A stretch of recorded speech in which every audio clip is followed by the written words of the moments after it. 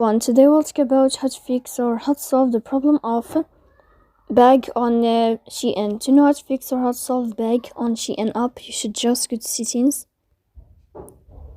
After that, you can click on apps, default apps, app settings. Here in this list, you will enter to the window or to the app of Shein, and you can click here. Then you can click on first stop and you can click OK.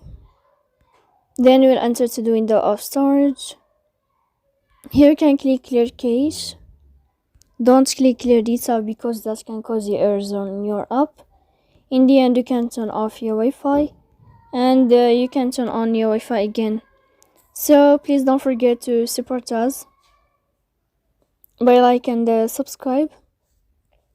See you next time in another video, and thank you for your attention and your watching. Goodbye.